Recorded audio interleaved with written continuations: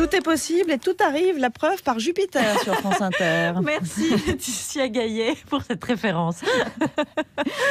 Et oui, si vous écoutez la matinale, vous l'avez. Bim. Allez, bim. Merci Laetitia Gaillet. Allez, à vous.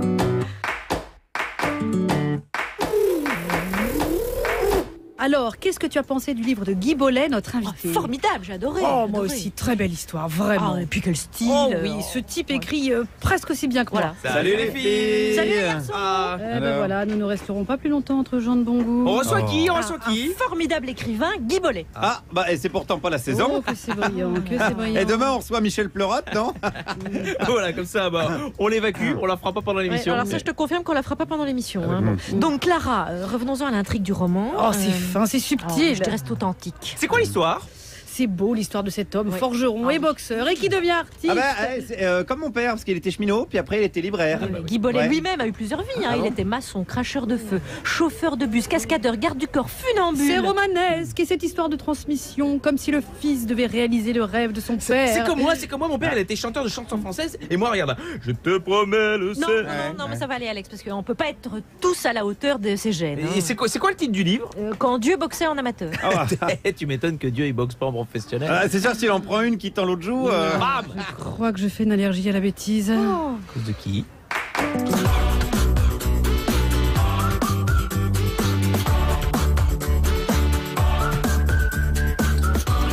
Bonjour la France Inter, vous écoutez la Start-up émission. C'est sûr? on a eu un petit doute, mais en fait, c'est ça. Allez. Le pouvoir est taxé, lui aussi, taxé d'arrogance. Et cette arrogance serait l'essence versée sur le feu de la colère. Alors, est-ce une caractéristique inhérente au pouvoir? En tout cas, l'arrogance reste à la portée de tout le monde, avec son corollaire. Adressez-vous à l'intendance. Nous, on paye plus. On ne connaît plus, on ne salue plus. On méprise. Si le discours politique est creux et que les Français parlent vrai, alors est-ce qu'ils peuvent dialoguer? Le bras de fer actuel s'observe aussi sur le terrain des mots. Sur le terrain, je dirais, sociolinguistique, n'est-ce pas? Il ne faut pas raconter non plus des carabistouilles à nos concitoyens. Hein. Et que deviennent tous les mots inusités qui ont disparu des dictionnaires? Eh bien, ils se retrouvent dans un dictionnaire des mots disparus, pardi. Et ton langage démodé, oh, on a trop kiffé, c'était génial, on s'est éclaté. T'évites quand je suis plongé dans un dossier, ça me dégoûte. Lui, il connaît la langue française de A à Sgeg. C'est avec vos oreilles. Oh, c'est brillant. C'est brillant. Blague de pub. 17h10. Je présente quand même la belle équipe autour de la table à 17h20. Normalement, plus on prend de l'âge, plus on s'apaise. Lui, c'est l'inverse. Le Benjamin Button des barricades. Hippolyte Girardot, bonjour. Bonjour à tous. De quoi on parlait? Aujourd'hui, on va parler de relaxation Ça m'étonnerait. et révolution. Très bien. À 17h30, celui qui s'entendait très bien avec tous les gens du Nord, jusqu'à ce qu'il rencontre Gérald Darmanin. Bonjour Guillaume Meurice. On pense à lui. Eh bien, écoutez, la Startup Nation est en danger. Je suis allé voir la Startup Nation. On va parler des startups open source et d'hypercroissance, des hypergrowth. Putain, on va se régaler. On va se régaler. Et enfin 17h40, celle face à qui depuis 4 ans je cache mal mon désir physique. Je suis le Christophe Castaner de Clara Dupont-Moreau. De quoi on va parler? Bonsoir, on va parler du livre de notre invité. Du livre de notre C'est de invité. pire en pire. Et oui, voici celui qui va enjailler notre open space. Enjailler, assez peu usité dans le centre de Paris, mais utilisons-le. Vous êtes... Guy Bollet. France Inter, Charline Vanhoenacker, Alex Vizorek, par Jupiter. Bienvenue Guy Bollet. Oui. Vous publiez Quand Dieu boxait en amateur, c'est publié chez Grasset. On peut dire que vous étiez dans la première sélection du prix Goncourt d'ailleurs. Oui. Et vous avez déjà été couronné de nombreux prix avec votre précédent roman. Quand Dieu boxait en amateur, c'est un portrait de votre père, forgeron, boxeur, artiste et amoureux des mots au point de lire le dictionnaire. Alors quand Dieu boxait en amateur, Dieu, c'est lui, c'est votre père? Oui, bien sûr que c'est mon père. C'est mon père. Alors, aujourd'hui, c'est une journée exceptionnelle pour moi parce que j'ai un petit-fils qui est né à 3h cette nuit. Il est grand-papa. Voilà, le même je suis jour que François de grand-papa. Rugy. Félicitations. Grand-papa. Donc j'ai fait comme je savais dans le TGV, j'ai fait un petit texte, il n'est pas long, je peux le lire. Ah, je vous en prie, Je bien démarre. sûr. Mon téléphone sonne. Que se passe-t-il par Vulcain? Je regarde à 2 fois, c'est 3 heures du matin. J'entends alors une voix qui me dit « Par Jupiter, il est né le marmot. Par Zeus, me v'là grand-père. C'est un petit garçon, d'amour auréolé. Il est beau par Junon, n'est pas laid par Juppé. Il est déjà boxeur, mais sans protège-dents. Catégorie léger, de 3 kg 200. Il se prénomme Ezra. Sa vie sera divine, puisqu'il est né sous le règne de la déesse Charline. » Oh, merci Guy Bollet. Je me suis dit qu'en faillotant un peu d'emblée... Comment on va dire du mal du bouquin Et bienvenue au monde, bienvenue parmi nous. Voilà. Alors que ça se trouve, il va finir à HEC, le gamin. Pourquoi? À cause de ça? Je sais pas. En opposition, toujours. Vous pensez qu'il sera boxeur, Guy Bollet? Je sais pas. Oui, moi j'ai des enfants qui ont fait de la boxe chez moi. Moi j'ai une salle de boxe, mais mes petits-enfants, j'ai 2 petites filles, déjà un petit garçon. Ils ont fait de la boxe avec moi, mais c'est pas de la boxe pour faire mal aux autres, c'est de la boxe pour être bien dans sa peau, bien dans son corps. Quoi, voilà. Alors il est né le jour de la Saint-Nicolas, c'est la fête de tous les enfants dans l'est de la France, dans le nord de la France et en Belgique. Et donc on embrasse tous les enfants qui nous écoutent. Donc Dieu, votre père, qui boxait en amateur. Alors c'est votre 2e roman, mais pendant 30 ans, vous avez essuyé des refus d'éditeurs. Alors qu'est-ce qui fait que brusquement un jour, vous recevez un coup de fil d'éditeur et que tout s'emballe et que ça fonctionne? Pendant 30 ans, j'ai un peu écrit le même roman. Je voulais raconter l'histoire de mes parents qui montaient des opérettes dans la cuisine. La cuisine, le quartier populaire qui est décrit dans mes 2 romans. Mes parents étaient très beaux chanteurs, ils chantaient très bien l'opérette et ils montaient des opérettes pour les voisins, les cheminots, les ouvriers d'usine et tout ça, avec le minimum de décors et de costumes et de maquillage qu'ils avaient sous la main.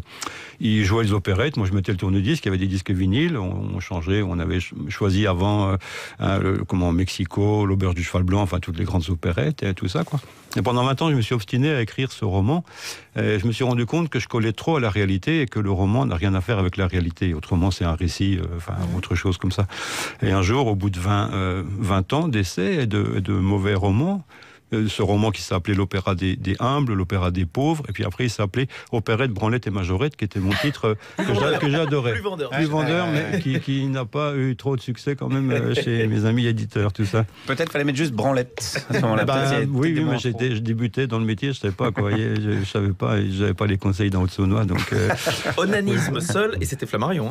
Voilà. Alors là, oui, effectivement, mais comme je voulais déjà participer aux Gilets jaunes, je me suis dit chez Grasset, la couverture jaune, c'est quand même pas mal, parce que au début, je croyais que les Gilets jaunes, c'était pour Grasset. Vous voyez, c'est vrai que c'est la couleur du Il y en a. Grasset. Et c'est Grasset qui vous a... En fait, vous avez eu un beau jour, un coup de téléphone d'un éditeur, alors comment ça s'est passé? J'ai envoyé par la poste, oui, j'ai eu 2 coups de fil, à des vrais, j'ai envoyé à 2 éditeurs, un premier avec lequel, on s'est pas entendu au téléphone assez vite, et puis Grasset qui m'a téléphoné, mais en fin de compte, j'avais envoyé un autre roman, et l'autre roman, ils ont été attirés par le style du roman, mais pas par la forme, pas par la charpente.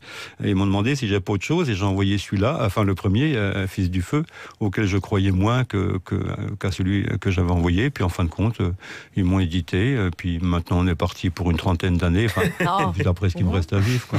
Vous avez été boxeur comme votre père, vous écrivez, vous cherchez le mot qui tape juste et qui met KO aussi, dans le style? Oui, il n'y a que ça qui m'intéresse. Enfin, à dire vrai, c'est un peu ballot pour un romancier de dire qu'il n'aime pas le roman, mais je suis un peu comme Pierre Michon, qui est mon maître en écriture, mon maître et ami, en plus, ça fait 20 ans que je suis ami avec Pierre.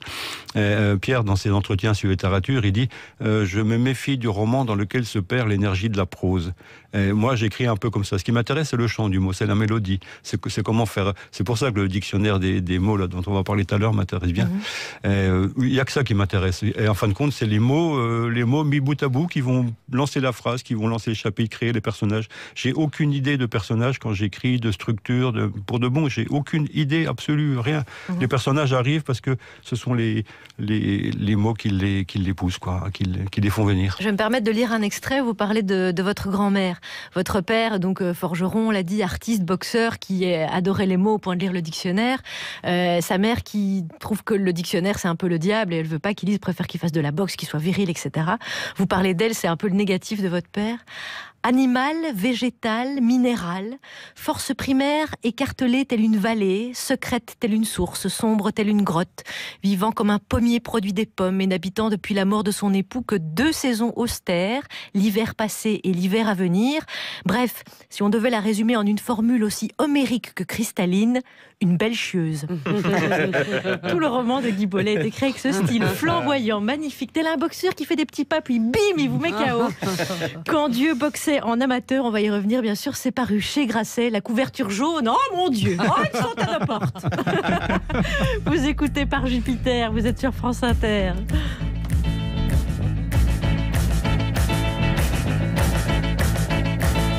Came from nowhere to St. Francis Street.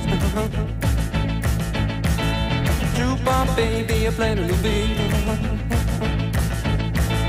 Cadillac came, watch for the heat. Jukebox baby, jukebox baby, jukebox baby, jukebox baby, jukebox baby, jukebox baby.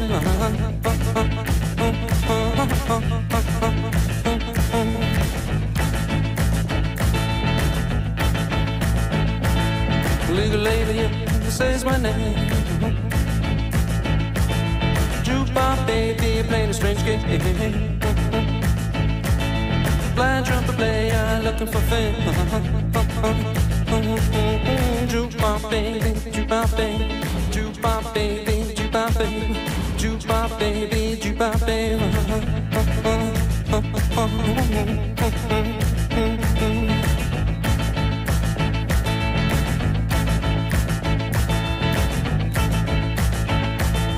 Coming home was where I stood. Oh, jukebox baby, playing Johnny Ray. Oh, hot shot gambler looking for blood. Jukebox baby, jukebox baby, jukebox baby, jukebox baby, jukebox baby, jukebox baby.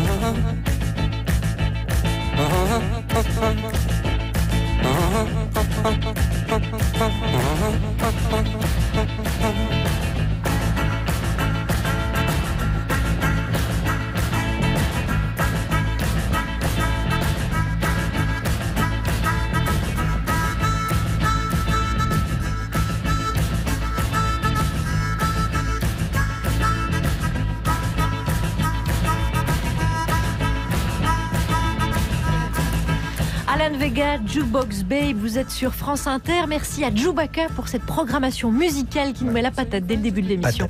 Et oui, nous sommes en compagnie de Guy Bollet qui a écrit Quand Dieu boxait en amateur, paru chez Grasset. Pour entourer Guy Bollet, Alex? Eh bien, Hippolyte Cherardo, qui va nous parler révolution. Guillaume et relaxation. Et relaxation. Et Clara Dupont-Moreau, bien entendu. C'est parti pour l'info. Bon, alors là. Si nous ne trouvons pas les bonnes solutions, alors nous n'appliquerons pas cette date. Le journal de presque 17h17. Mais là, tu vois, tu vas avoir un gros problème. Tu sais ce que tu vas faire? Tu vas aller embrasser ta mère une dernière fois. Et on commence par les titres. Éric Drouet, l'une des figures du mouvement des Gilets jaunes, a appelé sur BFM les manifestants à prendre l'Elysée samedi. Et oui, Macron, il commence à regretter d'avoir écrit un bouquin dont le titre était Révolution. François de Rugy a confirmé que les hausses de taxes sur les carburants sont annulées pour 2019. Et oui, de Rugy, il va finir par nous faire croire que Nicolas Hulot avait un très très bon bilan au gouvernement. Et les brèves? Oui, dans un climat comme celui-ci, je pense qu'il n'y a que les brèves pour sauver le monde. Pas sûr. Si, ouais, d'accord. J'ai réfléchi avant de dire ça. Allez-y.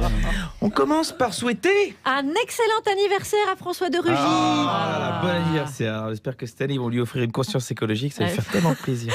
Et donc, les Gilets jaunes veulent prendre l'Elysée, oui, car ils disent que c'est le symbole du gouvernement. Si vous y arrivez, enlevez les chaussures en entrant parce qu'il y a une nouvelle moquette à 5000 boules. Donc, 300 000. 300, ouais. Ah ouais, mais il y a les rideaux aussi. Hein. Ouais, pas sûr. Pas sûr. Enfin, c'est vrai que s'ils arrivent, à mon avis, à la fin de la journée, l'Elysée risque de ressembler à un immeuble de la rue d'Aubagne à Marseille. Côté politique, oui, le Parti Socialiste, la France Insoumise et le PCF sont tombés d'accord sur une motion de censure contre le gouvernement. Il est balèze, Macron. C'est le premier président qui arrive à faire l'union de la gauche depuis Mitterrand. Il est balèze. Le président qui l'a confirmé, il ne rétablira pas l'impôt sur la fortune. Et ça, c'est donner, c'est donner. Reprendre, c'est voler. Ce matin sur France Inter, Gérald Darmanin. Ah, il était sur France Inter ce matin. Je crois, il paraît. Moi, je suis pas au courant, mais il paraît. Ouais. Qu'est-ce qu'il a déclaré lui? Par rapport à l'ISF, il a dit on ne juge pas le 100 mètres haie au bout de 12 mètres. Oui, si après 12 mètres, tu as déjà mangé la première haie, hein, tu te doutes quand même que tu vas pas courir pour la médaille. national à présent. Aux États-Unis, un enfant a mis fin à l'interdiction des batailles de boules de neige dans sa ville, une interdiction qui datait de 1920. Ça, c'est fou. Ouais, qu'il ait réussi à faire lever cette interdiction. Non, c'est fou de se dire qu'aux États-Unis, il y a des villes qui interdisent les batailles de boules de neige, mais pas les fusils d'assaut. C'est fou quand même. Russie, François Fillon a été reçu par Vladimir Poutine dans sa résidence privée. Tu racontes pas la gueule de Poutine quand il s'est aperçu qu'il avait payé les billets d'avion de Pénélope et qu'il n'est pas venu. Justement, people. Dans un ouvrage du journaliste Marc Dolisi, Un après-midi chez Carla, on apprend que Carla Bruni avait fait une apparition en lingerie dans le bureau de son mari lorsqu'il était président de la République, en pleine réunion avec François Fillon. Quelle indignité. J'aurais pas d'ému. Bon, des brèves alors. Oui, alors bonne nouvelle. Annecy et Chambéry vont offrir des préservatifs aux reblochons à l'occasion du SIDAction. C'est une bonne idée, il y aura à boire et à manger, c'est sympa. La dernière alors, une dernière. Bon, dites, sans faites-la plus. vous, alors. États-Unis, un prof licencié d'une école primaire après avoir dit aux enfants que le Père Noël n'existe pas. Parce que oui, mais merci Alex, à demain. Oubliez ce que je viens de dire. Allez, hop. C'est la Saint-Nicolas aujourd'hui, de toute façon. C'est la Saint-Nicolas. Vous êtes sur France Inter. Vous êtes bien là, non? Nous aussi, on est bien avec vous. Vous écoutez par Jupiter. L'écrivain Guy Bollet est avec nous et le boxeur. Et quand Dieu boxait en amateur, paru chez Grasset, il s'agit de son père, mais vous avez boxé. On se méfie. On va essayer de ne pas vous énerver. Si, vous avez raison. Alors, il y a quelques mois, lors d'un déplacement, le président de la République avait sermonné un adolescent en lui disant « Le jour où tu veux faire la révolution, t'apprends d'abord à avoir un diplôme ». Eh oui. Alors, est-ce de l'arrogance? Est-ce interprété comme étant de l'arrogance ou du mépris de notre part? C'est en tout cas un ingrédient de la colère ambiante. Beaucoup de Français le disent et en témoignent. Voici le reproche qui existe finalement chez le commun des mortels. Maintenant qu'il n'y a vraiment plus rien à perdre, vous voulez bien l'inviter à Zadanwari? Qui? Mon Afghane. Ah non, Hélène, écoute, tu vas pas recommencer. Bon, moi, je vais voir ce que fait Pavel. Est-ce qu'elle a du bon shit d'abord? Vous êtes immonde! Non mais franchement, putain, qu'est-ce que tu veux que ton Afghane aille foutre dans mon émission? Le public, il en a marre de la misère du monde. Le public, il veut du pain et des jeux. T'es pas au courant? Qui crèvent les faibles. Ils avaient qu'à être forts. Voilà, exactement. C'est comme ça depuis la nuit des temps. Il y a des lions, il y a des gazelles. Il y a les plus forts et les plus faibles. Et ça ne changera jamais. Que tu le veuilles ou non. Bah, écrit évidemment dans Place Publique, film d'Agnès Jaoui. Alors, le texte de la quatrième de couverture de votre roman, Guy Bollet, commence par ces mots « Dans une France rurale, aujourd'hui oubliée ». Alors, oubliée car lointaine dans le temps, mais aussi lointaine dans l'espace. Est-ce que plus on se sent loin de tout géographiquement, plus le sentiment d'arrogance du pouvoir central peut paraître fort et exacerbé ? Non, pas du tout. C'est pas du tout dans ce sens-là que cette quatrième a été écrite. Je crois qu'on parle plutôt d'une époque révolue, parce que le monde a changé dans les années 70. Enfin, j'ai l'impression que le monde, depuis la révolution de 89, il n'est pas trop bougé. Il avait mis les commerçants et les bourgeois au pouvoir à la place des aristocrates. Et puis, tout d'un coup, ça a été assez plan-plan. Il y avait une espèce de morale comme ça qui stagnait. Et tout d'un coup, on est arrivé dans les années 70 qui, eux, ont bouleversé les consciences, ont bouleversé... Enfin, quand on parle des années 68, 70, tout le monde ricane un petit peu. Parfois qu'on ricane, c'est pas grave, mais il y a eu quand même un véritable bouleversement. Toutes les valeurs de nos parents, des anciens, ont été mises à bas avec une violence incroyable. C'est plutôt de ce bouleversement dont je parle dans le roman, avec l'apparition du monde moderne qui était aussi bien dans le béton que dans la mécanique, que dans les bagnoles, que dans les trains à vapeur qui n'avaient plus de vapeur, quoi. La forge qui s'arrêtait, parce qu'il n'y avait plus rien à forger. Enfin, il y a tout un tas, un pan de l'artisanat du vieux monde qui s'est écroulé avec l'époque moderne qui a montré le bout de son nez, quoi. Mais je crois pas qu'on est vraiment très loin du pouvoir, hein. C'est-à-dire que je sais pas si ça nous intéresse, enfin si ça intéressait tant que ça, en fin de compte. On avait sa petite vie à mener, quoi. C'est comme dans comment s'appelle le truc de Stravinsky, là, avec le diable qui dit on fait son métier, son petit métier, hein, dans le... Comment ça s'appelle, là? Allons, un peu de culture, là. Le soldat, l'histoire du soldat. Voilà, l'histoire du soldat de Stravinsky. Voilà, l'histoire du soldat de Stravinsky. Petit ours brun, vous voulez dire? Petit ours brun. Non, c'est pas dans Petit ours brun. Je connais très bien Petit ours brun. Vous parlez le roman s'ouvre sur Besançon, petite ville de l'Est de la France, qui, sous ses airs de ne pas y toucher, n'en est pas moins capitale de la Franche-Comté, de l'horlogerie, préfecture du Doubs, etc. Et vous dites, plaqué au creux d'une cuvette naturelle comme l'est une pâte feuilletée dans le fond d'un moule à tarte. Oui. Donc on a aussi un lointain géographique. Mais si on en revient à l'actualité, je prends par exemple cette pleine page du Parisien aujourd'hui en France, qui cite l'un des Gilets jaunes, qui dit Macron nous méprise. Comment vous voyez cette façon dont l'attitude du pouvoir est ressentie dans la majorité de la France? On parle d'arrogance, on parle de mépris. Est-ce justifié? Est-ce que c'est l'essence qui est versée sur le feu? Je ne sais pas si je suis bien placé pour parler de ça. Je ne me sens pas autorisé à parler de choses politiques en mon nom. Enfin, vraiment, quoi. L'arrogance, vous y faites face de temps en temps par rapport à, je sais pas moi, ça peut être on y fait tous face à un chef, face à un contrôleur de train. Oui, enfin, bien sûr. Moi, j'ai fait de la boxe, je m'en fous, hein, donc ça va. Ça règle le problème. Voilà, on a vu dans le train quand on était ensemble. Bref. Non. Là, je pensais, en venant à l'émission, je pensais à Nietzsche qui disait « L'art n'a pas pour fin de laisser des œuvres que le temps ruine, mais de créer des artistes dans tous les hommes et d'éveiller dans le vulgaire le génie endormi. » Alors moi, merci. Oui. Alors moi, je me place plus comme quelqu'un qui essaie de réveiller le génie endormi chez les gens. C'est-à-dire, c'est pour ça que j'ai beaucoup travaillé en prison, dans les quartiers dits défavorisés, dans les bidonvilles qui s'appelaient cités de transit. J'ai beaucoup travaillé avec des compagnies de théâtre, comme je suis dramaturge, je vis de la dramaturgie de pièces de théâtre. J'ai pas travaillé pour les grands trucs nationaux, les machins, tout ça. Bref, les trucs que j'aime pas, quoi. Comme ça, c'est dit, on n'en parle plus. J'ai toujours travaillé dans des petites compagnies de villages qui faisaient des boulots. Et je me suis dit que apporter la parole, apporter l'écriture, apporter la littérature, c'était plus. Je me sentais plus dans mon rôle là-dedans. Maintenant, ceux qui veulent apporter l'or, qu'ils le fassent. Je leur laisse ma place, quoi.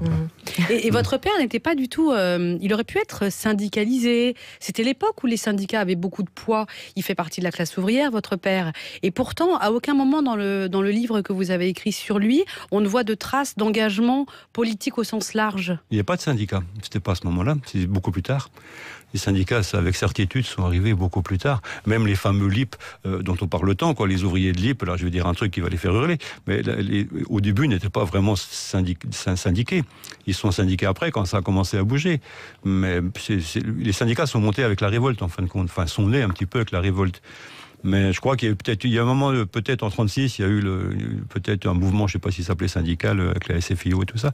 Mais après... Mais il n'y avait pas de conscience de classe à ce moment-là, non, c'est ça que vous voulez dire? Non, il n'y avait aucune. Ils n'estimaient pas que les pauvres étaient méprisés, ils estimaient que les pauvres étaient à leur place. C'était des humbles, voilà. Voyez. Alex Vizorek? Oui, tout à l'heure, vous vouliez parler, je pense, de l'histoire du soldat, créé en 17 par Stravinsky pour 3 récitants. Merci le lecteur, Google, le soldat il a eu le temps. Et le diable, créé à Paris en 18 par Georges Pitoëff. Et le projet a été annulé au dernier moment du fait de la grippe espagnole et a été repris uniquement en 1923. Vous êtes trop fort. Quelle culture.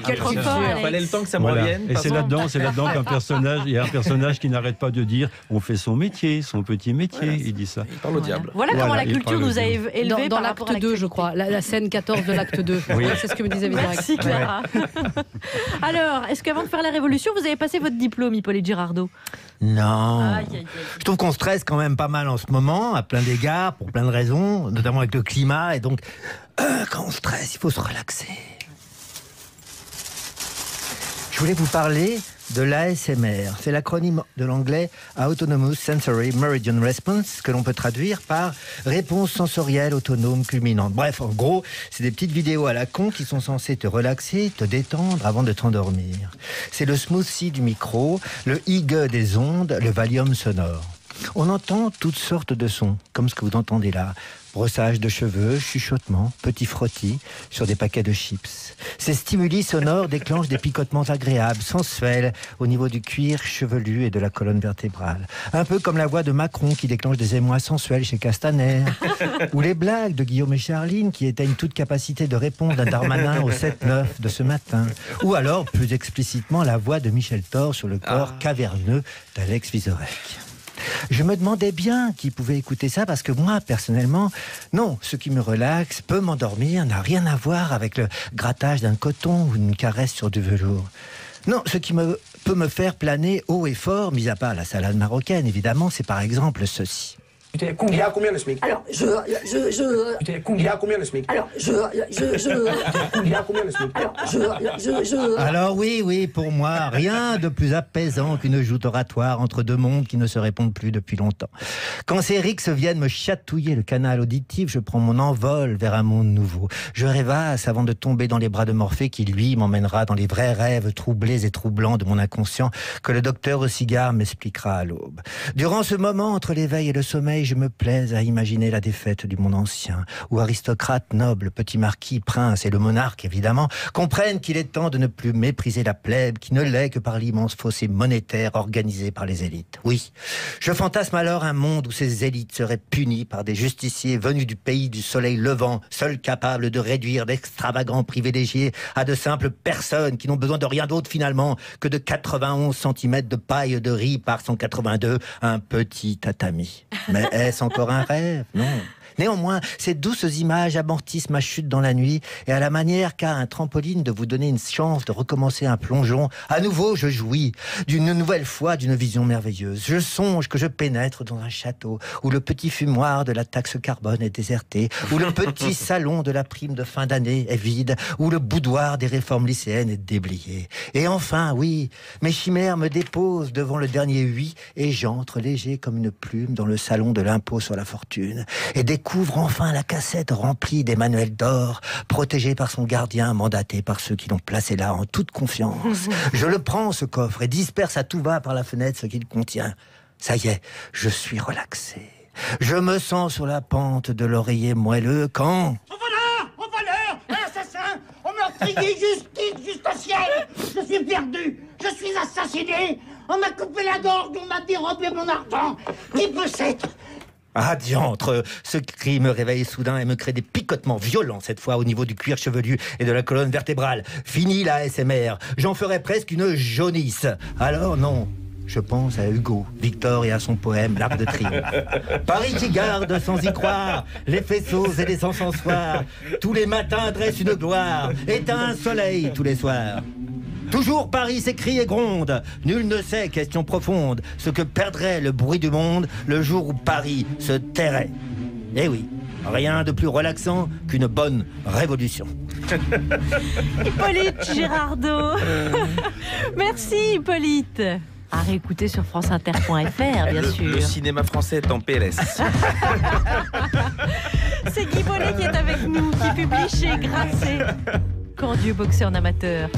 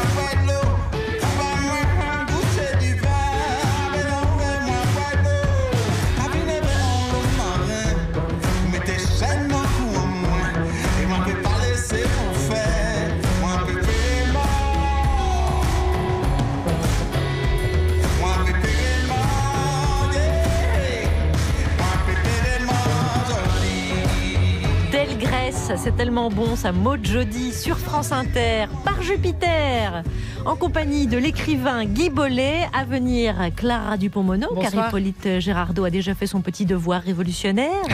À côté de lui, le néanmoins camarade Guillaume Meurice. Eh ben, rien ne va plus dans la Startup Nation.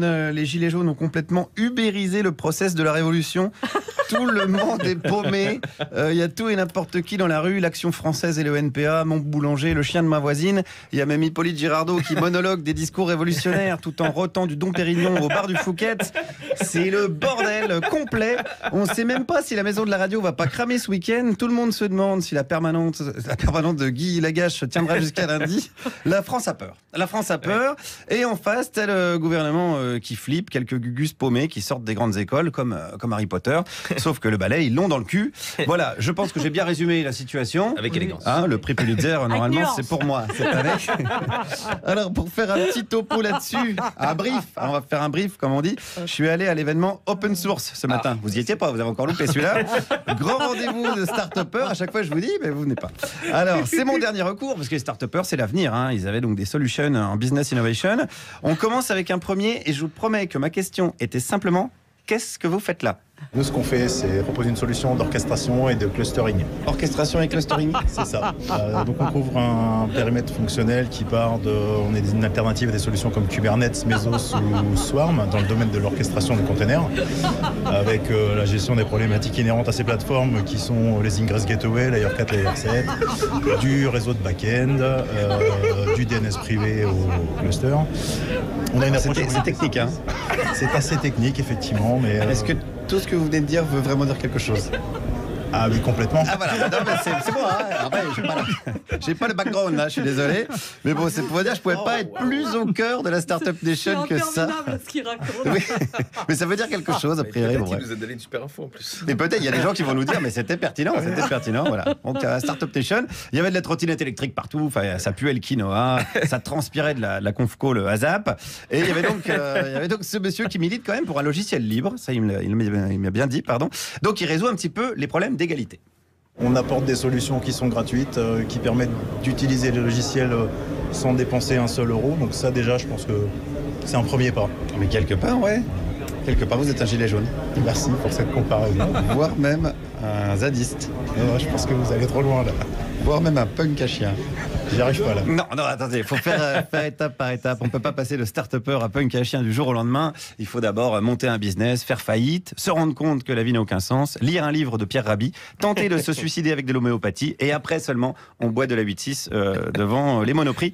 Un petit peu le parcours de Clara Dupont-Moreau. Mais moi, ce qui m'intéresse, c'est de savoir si les gilets jaunes sont dans un process disruptif. Bah oui, oui, bien sûr, oui, totalement. Ils ont été disruptifs, inattendus. Les gilets jaunes, ils sont Startup Nation du coup. Alors là, peut-être pas. Je sais pas. Il faudrait que je réfléchisse 2 minutes à la question. Alors là, ça vaudrait le coup, parce qu'on attend tous quand même avec impatience la prochaine prise de parole de Macron. Et vu l'état psychologique du gars, il est capable de commencer par « Salut les connards ! Si vous voulez pas crever, montez votre boîte, d'accord ? Devenez leader dans les inbox. Moi, je partirai pas. Je vais vous faire chier jusqu'au bout. C'est mon projet !» C'est peut-être ça. Donc, devenez tous start-upers. Alors, quelle serait la différence entre les start-upers et les gilets jaunes ? La différence entre eux et nous, c'est que on sait d'où on part. Je suis pas sûr de comprendre et que le sache. Moi, je sais où je veux aller. Attendez, parce que là, déjà, moi, je sais pas où vous allez dans cette phrase. La stratégie. Où vous allez ? Moi, j'ai une stratégie. En tant qu'industriel, j'ai une stratégie. Mais vous allez où ? On attaque le monde. Bam, allez, là on y va, d'accord. On a un winner. On attaque le monde, là on a un winner. Hein, ça a quand même une autre gueule que de chouiner pour 20 balles de points total. Je suis quand même désolé. Est-ce que Napoléon, il organisait des manifs pour récupérer la CSG ? Bah non, le gars, il attaquait le monde. Il y allait. Si vous avez d'ailleurs un arc de triomphe à taguer aujourd'hui, c'est quand même grâce à Napo. Donc un petit big up pour lui quand vous allez cramer des trucs dessous. D'accord ? Ça ferait plaisir à tout le monde. Et on continue avec ce monsieur. Et demain, on va devenir le leader du stockage. Ça, les gilets jaunes aussi, ils attaquent le monde. Hein. Oui, mais ils veulent pas être leader au niveau mondial. Ah, ils veulent pas être leader du stockage. Mais là, vous m'emmenez sur la politique, on va pas y arriver là. Attendez, parce que ça fait 10 jours que j'essaye de réconcilier la France d'en haut, d'en bas, de côté et dessous. Attention, Guy, restez pas là. Vous allez vous en prendre une à force, je contrôle plus rien. Donc à un moment donné, il faut m'encourager un petit peu. Je suis là pour apaiser le débat. Posons définitivement la question, la Startup Nation est-elle compatible avec les gilets jaunes ? J'en sais rien, j'en ai aucune idée. À mon avis, ça n'a rien à voir. C'est un petit peu orthogonal, on va dire. Orthogonal, qu'est-ce que ça veut dire? Ça veut dire que ça n'a rien à voir. Pourquoi mettre des mots simples quand on peut faire compliqué? C'est pas faux, parce que des mots simples, la majorité en utilise et ils sont souvent dénués de sens. Et les autres mots sont juste des mots MAUX, parce que rappelons quand même que Macron fait tirer sa police contre des gosses dans les lycées, disperse les manifs à coups de grenades, laisse des familles se noyer en Méditerranée. Donc le mec voulait diriger la France comme une entreprise. Allez Manu, il est temps de déposer le bilan. Merci Guillaume Meurice. 17h42. Vous avez fait un petit bilan. Oui, c'était un petit bilan. Qui devait se sacrifier pour avoir la parole du gouvernement dans l'équipe? On n'avait pas désigné celui-là. On n'avait pas divisoré. Ouais, mais là je suis un peu pris de court, parce que je vais encore devoir me sacrifier. On a décidé pendant que vous étiez chez Ardisson. Je suis désolé, il faut choisir dans la vie. Exactement. Allez, on poursuit avec Guy Bollet, écrivain et boxeur, car on a bien senti comment vous aviez esquivé le sujet 1 sur l'arrogance des pouvoirs. Alors on va essayer d'y revenir, mais sous un autre angle. Donc, d'un côté... Il ne va pas échapper au contrôle fiscal. Vous allez l'avoir, le contrôle, Guy. Guy Bollet. Donc, je gagne pas assez. Je gagne moins qu'un gilet jaune. Alors, ils sont d'un côté les gilets jaunes, de l'autre côté les politiques, souvent mis dans le même sac que les médias. Alors si justement ces deux sphères, gilets jaunes d'un côté, politique médiatique de l'autre, ont du mal à dialoguer, c'est peut-être aussi parce qu'ils n'utilisent pas tout à fait les mêmes mots. Donc le défi est aussi linguistique. Alors puisque vous êtes le chef cuisinier, vous allez m'attraper des pommes de la terre et nous faire des frites. Des pommes de terre? Non, des pommes de la terre. Donc c'est qu'elles viennent, les patates? De la terre? Ah oui, elles viennent pas du ciel. Ah, j'ai l'impression qu'on n'y est pas. Isabelle Nanty dans Les Tuches 3, film d'Olivier Barou, et voilà toute la différence par exemple. C'est un article intéressant paru sur Slate.fr qui, rappelons-le, appartient au Rothschild, mais c'est Slate. Il nous fait des bons sujets de V3. Mais écoutez, Slate est toujours là et pour notre plus grand plaisir et pour l'information. C'est un article qui s'appelle Le défi posé aux médias par les gilets jaunes, qui est aussi linguistique. Alors, Guy Bollet, par exemple, à force de vouloir faire de la pédagogie, c'est vrai que tous nos politiciens, ceux qui sont au pouvoir, ils veulent expliquer leurs réformes, etc., veulent faire de la pédagogie, pour être sûr que les réformes sont bien comprises par le plus grand nombre. Mais est-ce que ça peut être reçu un peu comme une insulte à l'intelligence, toute cette pédagogie?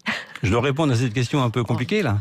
Parce que moi, j'ai lu l'article où il y a le texte de Bourdieu. J'ai même pas compris le texte de Bourdieu. Ah, non, bah moi non plus. C'est vrai que je suis contente de vous l'entendre dire. Voilà. J'ai rien compris. Alors, je vous donne un extrait. Voilà. Une parole de Bourdieu en 79, parue dans Libération et donc retranscrite par Slate, qui propose de résister aux paroles neutralisées, euphémisées, banalisées, bref, à tout ce qui fait la platitude pompeuse de la nouvelle rhétorique énarchique, mais aussi aux paroles rabotées, limées jusqu'au silence, d'émotions, résolutions, plateformes ou programmes. C'est-à-dire que... Qu'est-ce que vous n'avez pas compris là-dedans?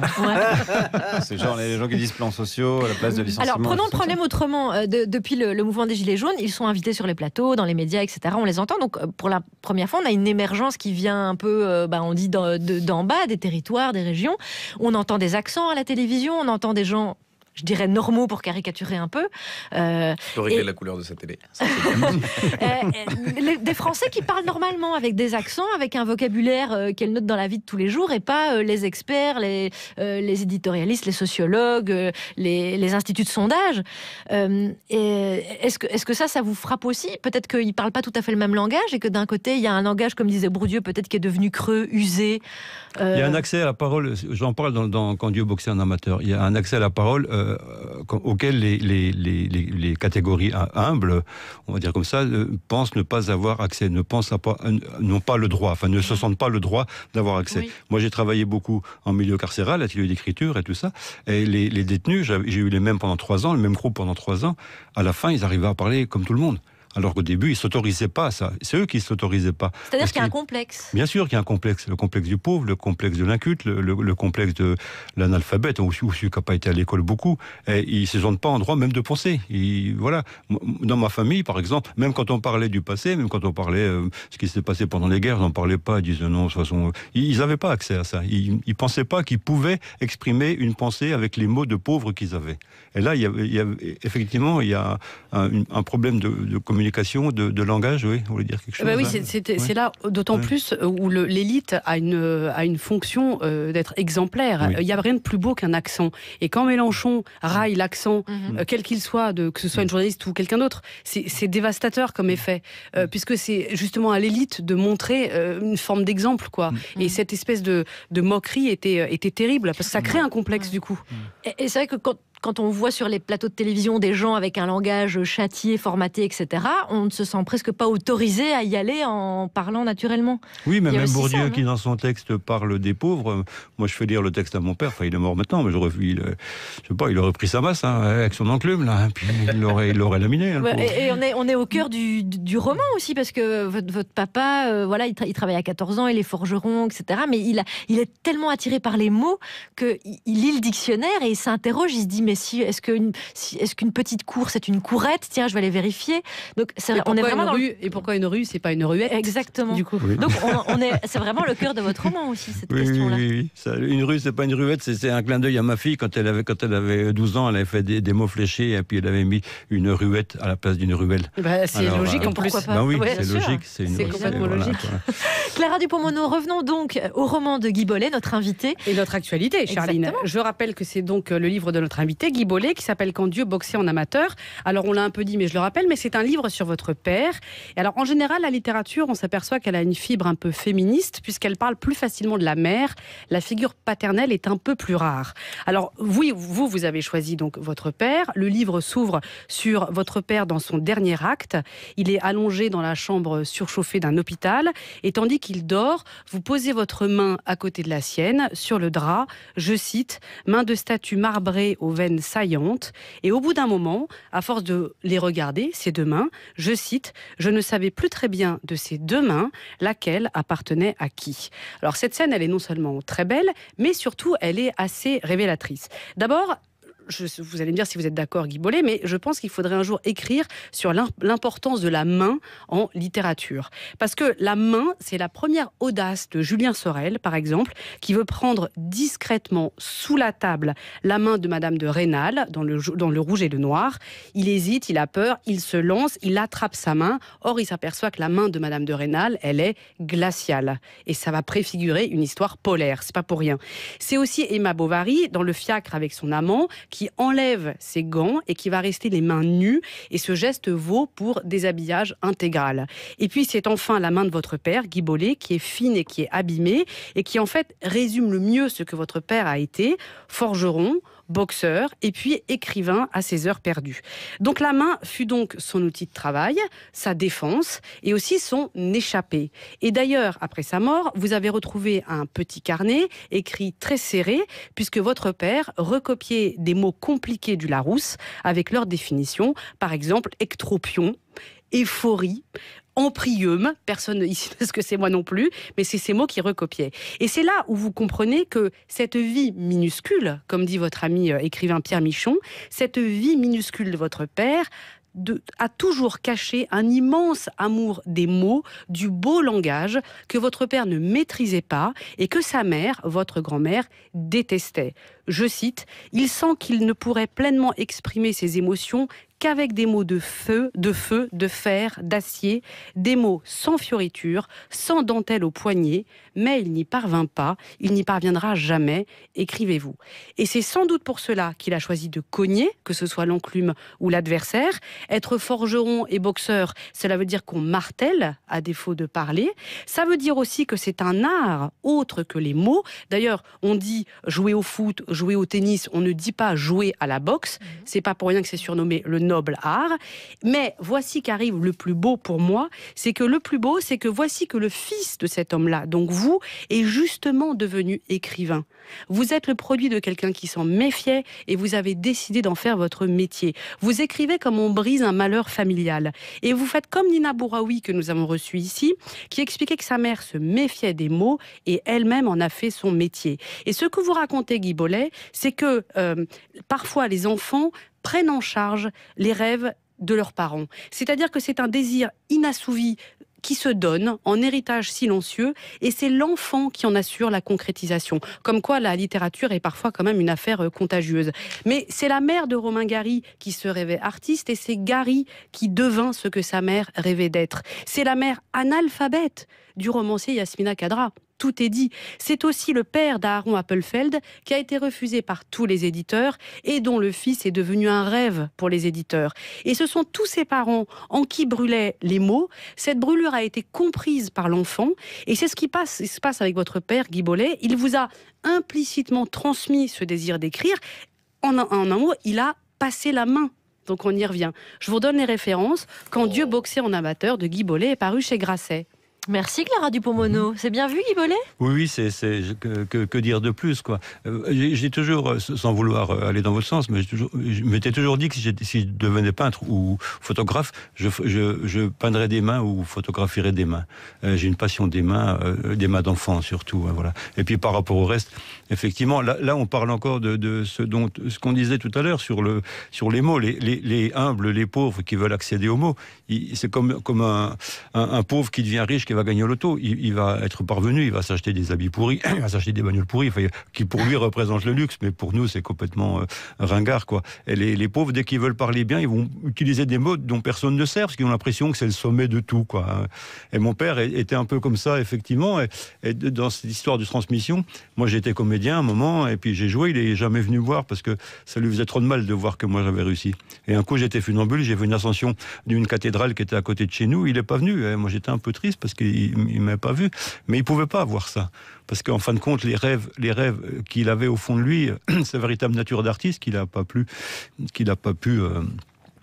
parvenir, oui, assouvir, quoi. Elle n'a pas assouvir. C'est moi qui l'ai fait. Je crois qu'il y a une certaine douleur de sa part et une certaine fierté, mais cachée, quoi, bien sûr, quoi. Et revenons à cette passion qu'il avait des dictionnaires, alors, parce que quand on ne se sert plus des mots, ils finissent par disparaître, mais ils ne meurent pas parce qu'on peut les retrouver. Par exemple, dans Les mots disparus de Pierre Larousse, qui reprend les termes qui étaient présents dans la première édition en 1856.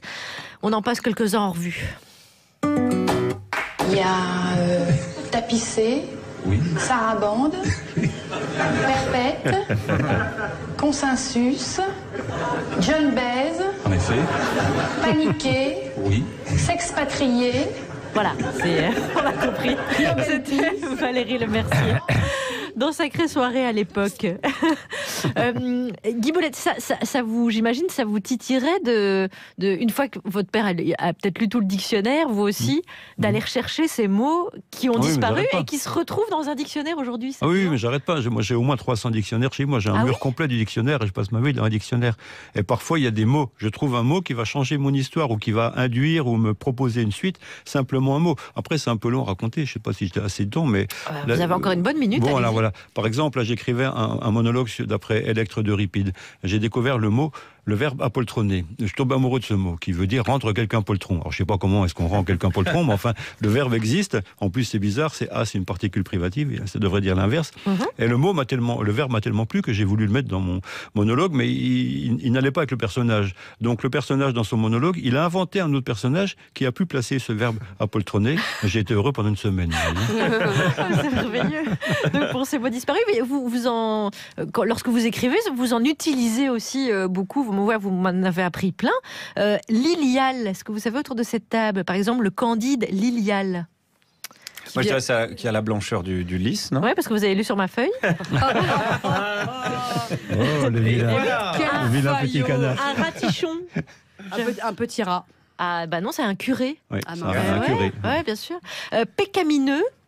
Ça, je préfère pas parler. De couleur rose clair tirant sur le violet, mais uniquement le matin. Relatif au péché. Donc vous lisez Guy Bollet, mais vous n'allez pas voir les mots que vous connaissez pas. C'est non, mais... Oui, c'est dans la poésie de Guy Bollet. Et l'avion tchèque. Pécamineux, c'est ce qu'a donné impeccable, pécable et tout ça. Voilà. Impeccable, c'est celui qui n'a pas de péché. Qui n'est pas pécable, c'est celui qui fait des péchés. Aigrottant, les wagons aigrotants, là on peut deviner. C'est comme Vizorek.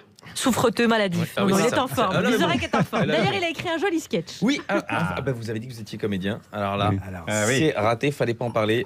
Vous recevez un rôle merveilleux, celui de Hervé Mariton. Vous vous souvenez peut-être, ancien ministre sous Villepin, ancien candidat à la primaire à droite. Ah d'accord. On a appris il y a 3 jours qu'il se lance dans le théâtre et il joue Solzhenitsyn en ce moment. Alors là, évidemment, ça fait plaisir à ses petits copains, Nicolas Sarkozy notamment, Guillaume Meurice, et puis d'autres vont apparaître. On se rend sur la scène du théâtre pour écouter comment ça se passe.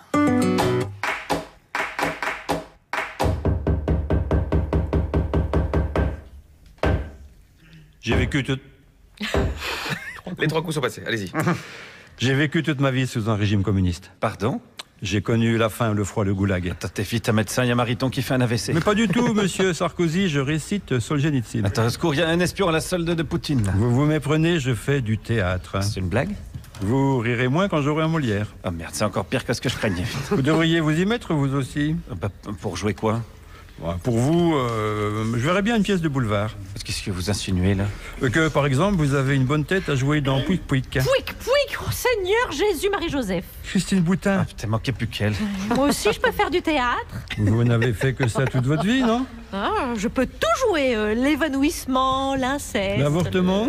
Ah ça non, hein, sur la tête de mon cousin jamais. Non, s'il vous plaît, ne jurez pas. Non, je vais appeler Robert Hossein pour qu'il me fasse jouer la Vierge Marie au Palais des Sports avec 200 figurants, des dromadaires, un bébé qui tombe du ciel. Eh ben, quand Balthazar il va arriver, ça va lui faire tout bizarre à Cricri de voir un noir. Qu'est-ce qui se passe ici? Oh, n'attendez plus que vous, monsieur Fillon. Ah, ben ça, pour la comédie, on a une pointure. Tiens. 42. Pardon? Si vous voulez m'offrir des chaussures, c'est ma pointure. Justement, pour les costumes. Moi, je venais signer mon contrat pour l'adaptation de Colombo au théâtre. Le voici? Oui, je vais aussi signer celui de ma femme. Ben, on voit jamais sa femme à Colombo. C'est pour ça que Pénélope a choisi le rôle. Les amis, je suis tellement content qu'on se retrouve tous Sur scène. À jouer la comédie. Oh, ça me rappelle tellement la politique. Bravo, engagé. Voilà, engagé. Merci Guy Bollet, comédien. Oui, vous auriez pu me faire répéter un peu avant. Ah quand bah même. ça, c'est pas le principe. Oh, hein. bah, Ah d'accord, c'était un piège. Ah, on en a pété des carrières de comédiens. Je suis cuit là. Dans ce livre, votre papa se lie d'amitié avec Pierrot, qui lui aussi a un amour des livres, mais tellement sacré, un rapport sacré au livre, c'est la Bible, son livre favori, qu'il devient curé. Vous dites, il s'appelle l'abbé Delvaux. L'abbé Delvaux connaît la mécanique des âmes aussi bien que celle des motocyclettes Peugeot. On peut dire que ça résume un petit peu aussi le cœur du roman, avec ses allers-retours entre le côté ouvrier, le forgeron qui a commencé à 14 ans, etc. et l'aspiration et l'absolu. Mais les abbés de l'époque étaient un peu comme ça, faut pas oublier, ils avaient leur soutane et puis ils bricolaient, quoi. Ils avaient les mains pleines de cambouis et tout ça. Guy Bollet, donc dans ce roman que nous vous recommandons chaleureusement, nous avons adoré le fond et le style, virevoltant tel un boxeur. Quand Dieu boxait en amateur, c'est paru chez Grasset. Merci beaucoup les amis, Clara Dupont-Mono, Hippolyte Girardot, Alex Guillaume, merci beaucoup. Guy Bollet, on va se retrouver demain avec Laure Calamy qui joue notamment dans la série 10%. Et on va laisser le mot de la fin à Guy Bollet, aujourd'hui nouveau grand-père. Mon téléphone sonne. Que se passe-t-il par Vulcain? Je regarde à 2 fois, c'est 3 heures du matin. J'entends alors une voix qui me dit « Par Jupiter, il est né le marmot. Par Zeus, me v'là grand-père. Il se prénomme Ezra, sa vie sera divine, puisqu'il est né sous le règne de la déesse Charline. » Chérie, Oui? tu sais ce que c'est Dow Jones? C'est pas un